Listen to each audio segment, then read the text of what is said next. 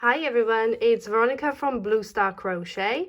In today's video stitch tutorial, I'm going to show you how to work rice stitch in round, which I have used for my mountain leg warmers. This was a free pattern that I have designed for Underground Crafters blog, and I used this really super simple but super effective textured stitch to work my leg warmers in.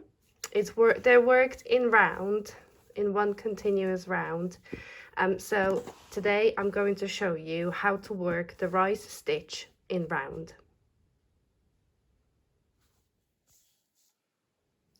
I have made a head start for today's tutorial.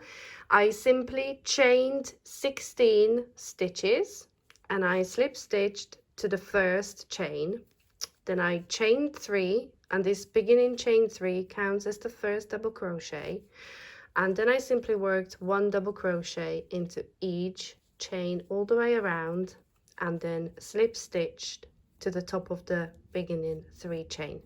So I have got 16 double crochet stitches joined into the round.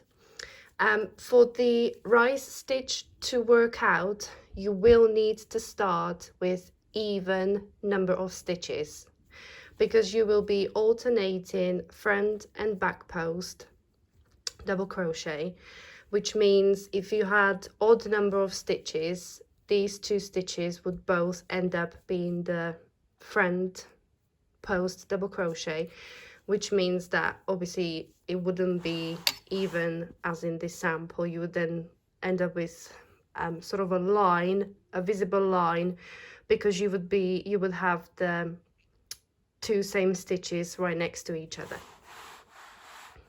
So for the rice stitch to work in round, you will need even number of stitches to start with. So to start the first round of the rice stitch, so the very first round is just standard double crochet all the way around, and to start the first round where we're going to work rice stitch, we need to chain 2. This beginning chain 2 doesn't count as a stitch, it's purely there to gain height of the stitch.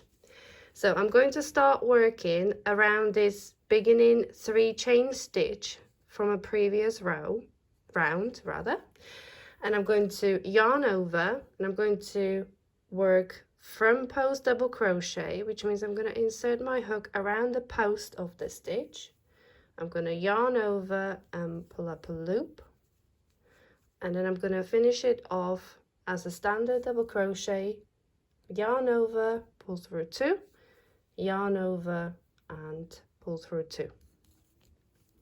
The next stitch I'm going to work back post double crochet, which means I need to yarn over, and I'm going to insert my hook from back to front to back around the post of the stitch, yarn over and pull up a loop, and then finish off the double crochet like this. So I started with front post double crochet, back post double crochet. Next stitch I'm going to work another front post double crochet like this, and the 4th stitch is going to be back post double crochet. So I'm working around the post of the stitches rather than into the loops at the top. So this is the start of the rice stitch, where you're going to work front post double crochet, back post double crochet, front post, back post, and we're going to work all the way around, and I'll meet you back before we finish off the first round. I have gone all the way around, alternating the front post and back post double crochet. Now I have come to the end of the first round. and I'm going to show you where to join the round. So we started the round with this 2 chain, but I said this one doesn't count as a stitch. That is there purely to gain height for the first stitch.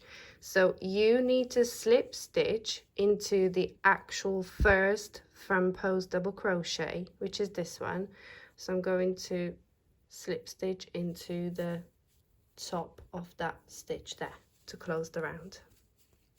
Okay, so alternating front post and back post double crochet all the way around. We closed off the first round, and to start the second round we're going to chain 2 again, and again this 2 chain doesn't count as a stitch, it's purely there to gain height for the first stitch. We're going to start working around the post of the first stitch, so this first front post double crochet, and what we're going to do is go in the opposite direction. So I'm going to work 1 back post double crochet around this first stitch. So I'm going to yarn over and insert my hook around the post of the stitch, pull up a loop and finish it off as a double crochet. Next stitch is this back post double crochet, so we're going to work front post double crochet. So I'm going to yarn over, insert the hook around the post of the stitch, pull up a loop and finish off the double crochet. Next stitch is this front post double crochet, so on the second round I'm going to work back post double crochet around that stitch.